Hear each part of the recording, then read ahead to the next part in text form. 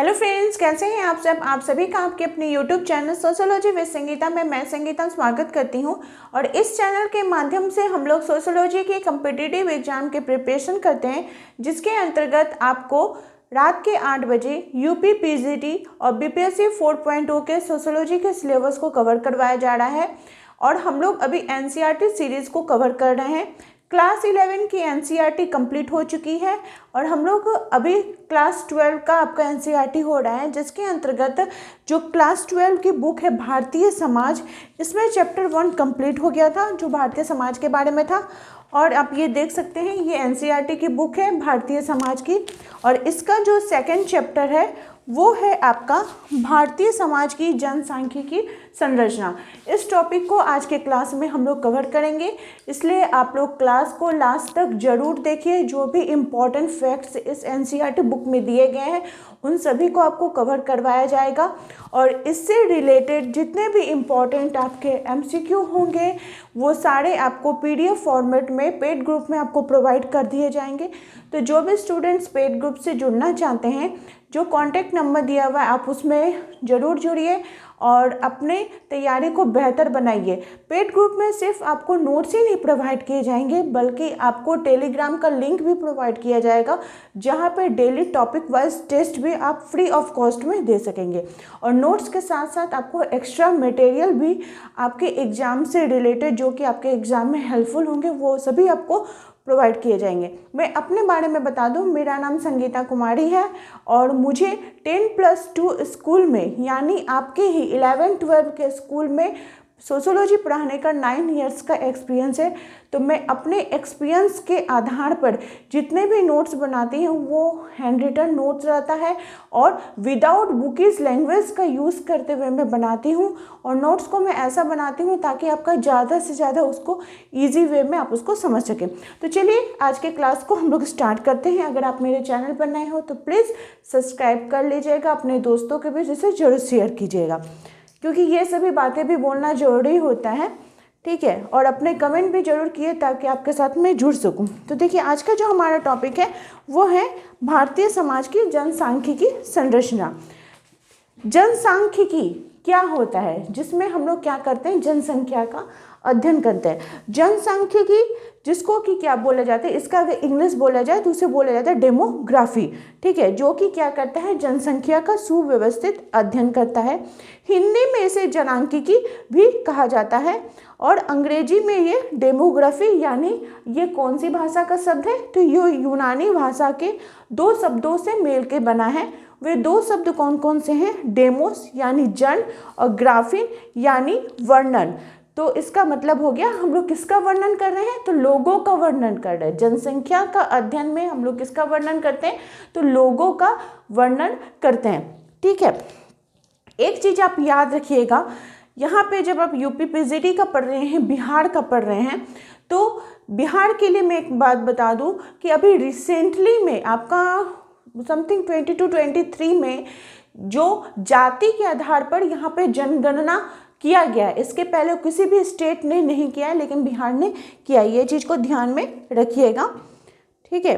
बोला जा रहा है कि हम लोग जनसंख्या का अध्ययन क्यों करते हैं, तो जनसंख्या का अध्ययन अगर बात की जाए, सबसे पहले आधुनिक किस्म की जो जनसंख्या की गणना थी वो अमेरिका में 1790 में की गई थी, ठीक है। ये प्रथम आधुनिक किस्म की जनगणना थी। अगर बोला जाएगा कि सबसे पहली आधुनिक किस्म की जनगणना कब की गई थी, तो 1790 में। कहाँ की गई थी, तो अमेरिका में की गई थी।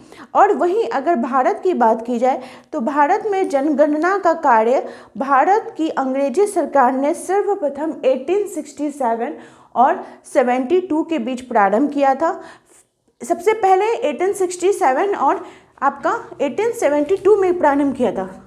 अगर सबसे पहले बात की जाए आधुनिक भारत का, ठीक है, तो अमेरिका में हुआ था। अमेरिका में कब हुआ था, आपका 1790 में। लेकिन वहीं अगर इंडिया की बात की जाए तो इंडिया यानी भारत में आपका कब हुआ था, सबसे पहला अंग्रेजी सरकार के अंतर्गत 1867-72 के बीच में जो जनगणना की गई थी। लेकिन ये जनगणना जो थी उस समय करने के बाद जो एक होता है ना 10 साल के बाद वाला जो 10 वर्षीय जनगणना, वो कब से प्रारंभ हुआ, तो 1881 से। ठीक है, तो अगर ऐसा क्वेश्चन पूछेगा कि हर 10 साल बाद या 10 वर्षीय जनगणना कब प्रारंभ हुई थी, तो आपका 1881 से प्रारंभ हुई थी। 1951 से अब तक 7-10 वर्षीय जनगणनाएं हो चुकी हैं और रिसेंटली 2011 में आपका हुआ है, 2021 में होने वाला था, लेकिन कोरोना महामारी के कारण क्या हुआ कि जो जनगणना है वो नहीं करवाई जा सकी। ठीक है, तो वो नहीं हुई है। और 2011 की अगर जनगणना की बात की जाए तो चीन नंबर 1 पे था और भारत नंबर 2 पे था, लेकिन अभी वर्तमान में जो जनसंख्या है वो भारत की अधिक हो गई है। ठीक है, और यहीं पे ये सभी चीज़ें आपके कहाँ पे दी गई है, तो एनसीईआरटी के बुक में दी गई है। फिर आपका नेक्स्ट है कि जनसांख्यिकी संबंधी कुछ जो सिद्धांत है, जो संकल्पनाएं हैं जो बार बार पूछी जाती हैं, उसके बारे में मैं बता दूं। तो जनसांख्यिकी के सर्वाधिक प्रसिद्ध सिद्धांत की बात की जाए तो सर्वाधिक जो प्रसिद्ध समाजशास्त्री नहीं अर्थशास्त्री थे, थॉमस रॉबर्ट माल्थस। उन्होंने, क्या नाम था उनका, थॉमस रॉबर्ट माल्थस, हम शॉर्ट में लिख सकते हैं माल्थस। इनके अगर जन्म की बात की जाए तो इनका जन्म कब हुआ था, 1766 में, और इनकी मृत्यु हुई थी 1834 में। पूछ भी सकता है कि इनकी जन्म कब हुई है, तो ये चीज़ को ध्यान में रखिएगा। माल्थस ने जनसंख्या वृद्धि का सिद्धांत दिया, जो उनके जनसंख्या विषयक निबंध एस्से ऑन पॉपुलेशन, ठीक है, जनसंख्या वृद्धि का सिद्धांत, इनके सिद्धांत का नाम क्या है, जनसंख्या वृद्धि का सिद्धांत। आपको पूछ देगा जनसंख्या वृद्धि का सिद्धांत किसका है, तो माल्थस का है। कब इन्होंने दिया था, किस ईयर में दिया था, तो इन्होंने अपना जो सिद्धांत है कब दिया था, तो 1788 में दिया था। कौन सी पुस्तक में दिया था, तो एसे ऑन पॉपुलेशन। इनकी पुस्तक का नाम क्या था, एसे ऑन पॉपुलेशन। इसमें उन्होंने अपने जनसंख्या वृद्धि का सिद्धांत दिया था। ठीक है, 1 नंबर का सिद्धांत हो गया। तो इसमें जो सिद्धांत उन्होंने दिया, सिद्धांत पे आधार पर उन्होंने बताया कि जो जनसंख्या है उसका जो वृद्धि है वो कैसे होता है, तो ज्यामितीय या गुणोत्तर रूप में होता है। किस रूप में होता है, ज्यामितीय। जनसंख्या की जो वृद्धि है ज्यामितीय या गुणोत्तर रूप में होती है। ठीक है, मतलब कैसे, तो आपका 2, 4, 8, 16, 32, 64 इस हिसाब से, मतलब दुगने रूप में जनसंख्या वृद्धि हो रही है, जनसंख्या की वृद्धि हो रही है। ठीक है, जो जनसंख्या वृद्धि का इनका सिद्धांत था। लेकिन जो हमारे पास खाद्यान्न है, ठीक है, जो कृषि उत्पादन है, अब मान लीजिए जनसंख्या जो है ये 2, 4, 8, 16, 32, 64 इस हिसाब से बढ़ रही है, तो उनको तो भोजन तो देना पड़ेगा ना, उनको खाद्यान्न तो उपलब्ध कराना पड़ेगा। तो वो जो कृषि होता है, जो खाद्यान्न होता है, वो किस रूप में होता है, तो वो आपका समांतर रूप में होता है। ठीक है, कृषि उत्पादन, जनसंख्या तो इस रूप में बढ़ी है, लेकिन कृषि जो है वो कैसे रूप में हो रही है, तो समांतर रूप में। ठीक है, कैसे हो रही है, समांतर रूप में, मतलब ये 2, 4, 6, 8, 10 इस हिसाब से। तो मान लीजिए जो जनसंख्या है वो तो डबल होते जा रहा है, 64 का डबल हो जाएगा, फिर उसका डबल, फिर उसका डबल। लेकिन जो कृषि है, जो उत्पादन हो रहा है, वो तो आपका समांतर रूप में हो रहा है ना, 2, 4, 6, 8, 10। तो क्या हो रहा है कि जो जनसंख्या है वो प्रभावित हो जा रही है, उनको उस हिसाब से खाद्यान्न भोजन नहीं मिल रहा है। अब खाद्यान्न भोजन नहीं मिल रहा है तो एक समय ऐसा आएगा कि जनसंख्या बहुत ज़्यादा बढ़ जाएगा। बोला जा रहा है कि बहुत ज़्यादा इसके अंतर्गत वृद्धि हो जाएगी, क्योंकि उसका भरण पोषण ही संभव नहीं हो पाएगा। तो बोला जा रहा है कि फिर क्या होता है कि जब जनसंख्या बहुत ज़्यादा बढ़ जाती है तो कुछ कारणवश जो जनसंख्या में कमी भी हमें देखने को मिलती है। तो बोला जा रहा है दुर्भाग्यवश मनुष्यों में अपनी जनसंख्या को स्वेच्छापूर्ण घटाने की एक सीमित क्षमता होती है। अब मान लीजिए जनसंख्या में बहुत ज़्यादा वृद्धि हो रही है, तो कभी कभी प्रकृति भी इसको कम करने का कोशिश करती है, कभी कभी मनुष्य भी। अगर मनुष्यों की बात की जाए तो वो कृत्रिम निरोधों का प्रयोग करके जनसंख्या को कंट्रोल कर सकते हैं। कृत्रिम निरोध के अंतर्गत आपके क्या क्या आएंगे कि जैसे बड़ी उम्र में विवाह करना, उसके बाद ब्रह्मचर्य का पालन करना, सीमित संख्याओं में बच्चों को पैदा करना, यौन पे संयम रखना, ये सब कृत्रिम उपाय हुए। और देखिएगा कृत्रिम और प्राकृतिक से बीपीएससी 3.0 में क्वेश्चन पूछा है कि जनसंख्या को कंट्रोल करने का कृत्रिम उपाय क्या है, जनसंख्या कंट्रोल करने का प्राकृतिक उपाय क्या है। ये क्वेश्चन 2 क्वेश्चन आया हुआ है।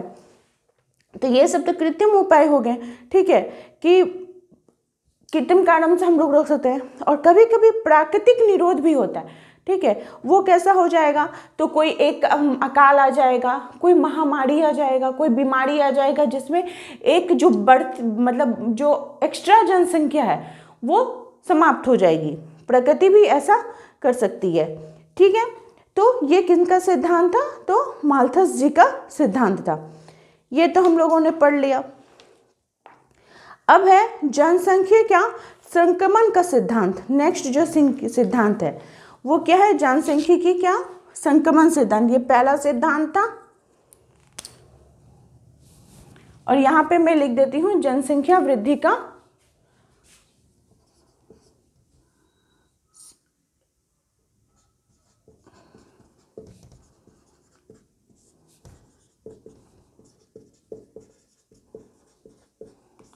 संक्रमण का सिद्धांत,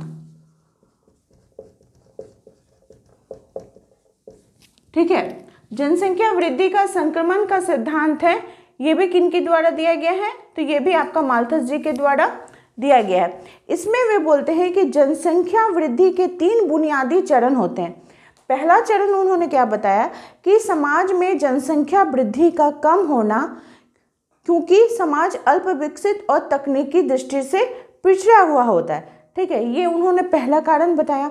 दूसरा उन्होंने बताया कि वृद्धि दर इसलिए कम होती है क्योंकि मृत्यु दर और जन्म दर जो होती है वो बहुत ही ऊंची होती है, ठीक है, तो इसलिए उन दोनों के बीच अंतर होता है। तीसरा उन्होंने क्या कारण बताया, ये तीसरा चरण उन्होंने क्या बताया कि विकसित समाज में जनसंख्या वृद्धि दर नीची रहती है क्योंकि ऐसे समाज में मृत्यु दर और जन्म दर दोनों ही काफ़ी कम हो जाते हैं और उनके बीच अंतर बहुत कम रह जाता है, ठीक है। और इन्हीं दोनों अवस्थाओं के बीच का काल को हम लोग किस काल से जानते हैं, तो संक्रमणकालीन चरण के रूप में जानते हैं। ये चीज़ उन्होंने अपने बात बताई संक्रमण का सिद्धांत में। इसके अंतर्गत उन्होंने एक शब्द दिया जनसंख्या विस्फोट। तो जनसंख्या विस्फोट इसलिए होता है क्योंकि मृत्यु दर, रोग नियंत्रण और जन स्वास्थ्य और बेहतर पोषण के उन्नत तरीकों के द्वारा अपेक्षा के जब तेजी से नीचे लाई जाती है, ठीक है, एक नीचे लाई जाती है, तो वो क्या हो जाता है, जनसंख्या विस्फोट के अंतर्गत आएगा, ठीक है।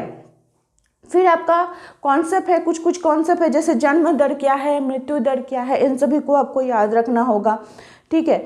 जैसे बोला जा रहा है प्रजनन दर, जन्म दर मृत्यु दर पूछा हुआ है, इस बार हो सकता है आपको पूछ ले कि प्रजनन दर क्या होता है। तो प्रजनन दर का अर्थ होता है बच्चे पैदा कर सकने की आयु। अब यहाँ पे एक और क्वेश्चन आ गया कि बच्चे पैदा कर सकने की आयु कितनी होती है, तो 15 ईयर से लेकर 49 ईयर तक की महिलाएं बच्चे को जन्म दे सकती हैं और उसमें 1000 स्त्रियों की इकाई के पीछे जो जीवित जन्मे बच्चे होते हैं उसको क्या बोला जाता है, प्रजनन दर बोला जाता है, ठीक है। तो इस टाइप से आपको कुछ कुछ क्वेश्चंस जो है देखने को मिलेंगे, इन सभी को आप लोग देख लीजिएगा। एक चीज को यहाँ पे एक और क्वेश्चन है कि कार्यशील वर्ग के अंतर्गत कितने ईयर्स के बच्चे लोग आते हैं, मतलब कार्यशील वर्ग को कितना उम्र के लोग जो हैं उनके अंतर्गत कार्य करने की क्षमता रहती है, तो वो 15 से 64 ईयर्स तक। ये सब चीज़ को आप नोट करते चलिए, मैं जो बोल रही हूँ उसको नोट करते चलिए, इन सभी से ही आपको क्वेश्चन जो है वो देखने को मिलेंगे। यहाँ पे एक चीज बोला जा रहा है कि स्त्री पुरुष अनुपात यह बताता है कि प्रति 1000 पुरुषों के पीछे स्त्रियों की संख्या कितनी है। तो 1000 पुरुषों में अगर स्त्रियों की संख्या कितनी रहेगी, ये स्त्री पुरुष अनुपात होता है। हर जगह का आपका अलग अलग बताया गया है कि किस जगह पे कितनी रहती है। आप लोग मुझे कमेंट करके बताइए कि बिहार में कितना है और यूपी में कितना है, कमेंट करके बताइए।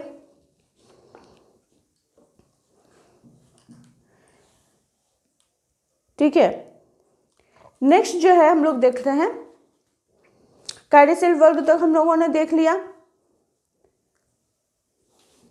बोल रहा है कि भारत की जनसंख्या का आकार और समृद्धि, भारत की जनसंख्या किस प्रकार से है उसकी आकार और समृद्धि के बारे में बोला जा रहा है।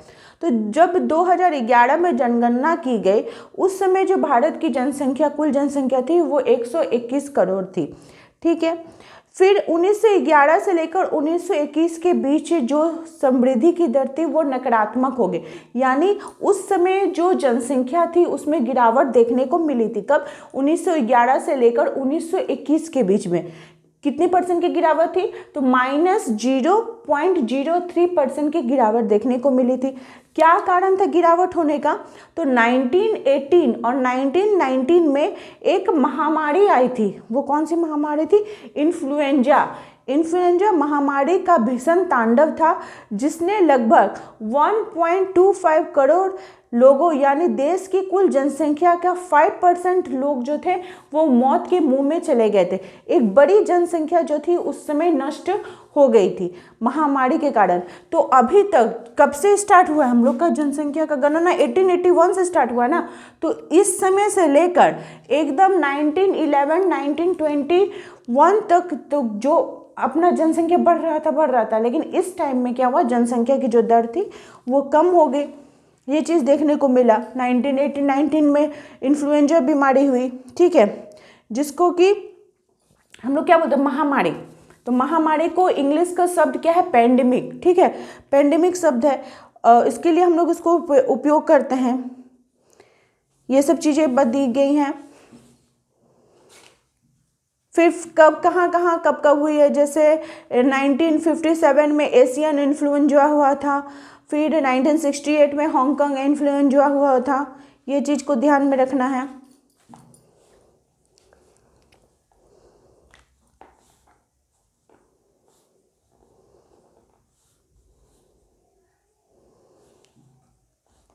फिर आपका राष्ट्रीय ग्रामीण रोजगार गारंटी अधिनियम कानून सरकार के द्वारा लाया गया, जिसके कारण जो ग्रामीण इलाके थे वहाँ पे जो भूखमरी की कारण समस्या का सामना कर रहे थे उनको लिए ये कानून का पारित किया गया। इसको भी नोट कर लीजिए, ये भी इस बुक में दिया गया है।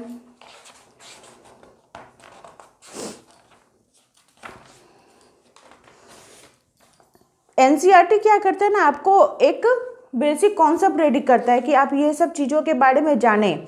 फिर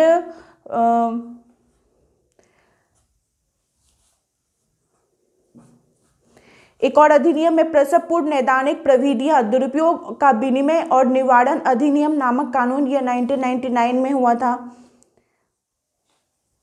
1999 में। ठीक है, इसको चीज को आप नोट कर लीजिए।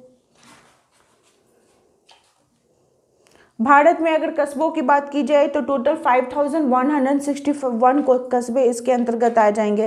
राष्ट्रीय आपातकाल की अवधि कब है? तो 1975 से लेकर 76 के बीच जो राष्ट्रीय आपातकाल है। भारत की जो जनसंख्या नीति, सर्वप्रथम जनसंख्या नीति कब बनाई गई थी? तो 1952 में। बहुत इंपॉर्टेंट है, भारत की जनसंख्या नीति 1952, ये चीज को भी नोट डाउन कर लीजिए। जनसंख्या नीति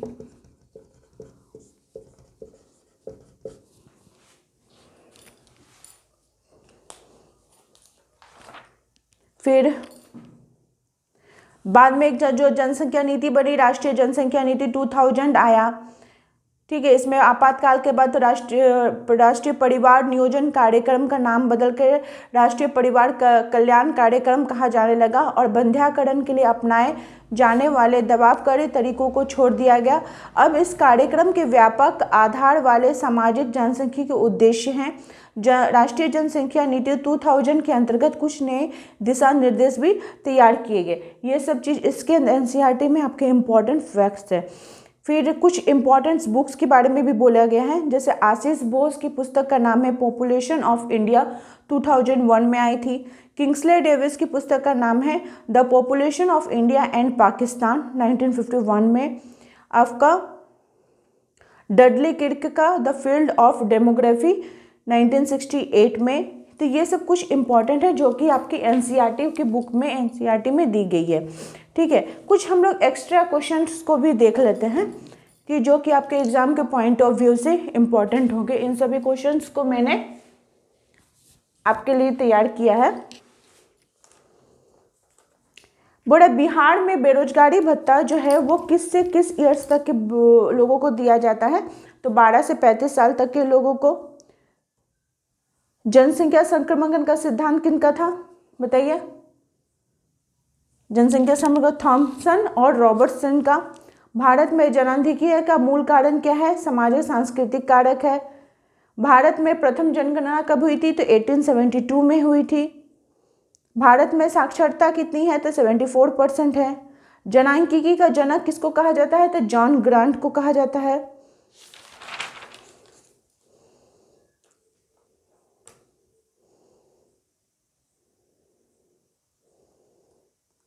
संक्रमण का सिद्धांत 1929 में आया था थॉमसन और नॉटेस्टिन के द्वारा, जिसके अंतर्गत इसके उन्होंने 3 बुनियादी चरणों के बारे में बात की थी। अनुकूलतम जनसंख्या का सिद्धांत किसने दिया है? तो एडवर्ड वेस्ट ने 1851 में दिया है। ठीक है, तो ये सब कुछ इंपॉर्टेंट क्वेश्चन थे जो आपके लिए महत्वपूर्ण थे। आई होप आप लोगों को क्लास हेल्पफुल लगी होगी। आप लोग कमेंट करके ज़रूर बताइए और इसी प्रकार से चैनल के साथ बने रहिए। आप सभी का मेरे चैनल में बने रहने के लिए बहुत बहुत धन्यवाद।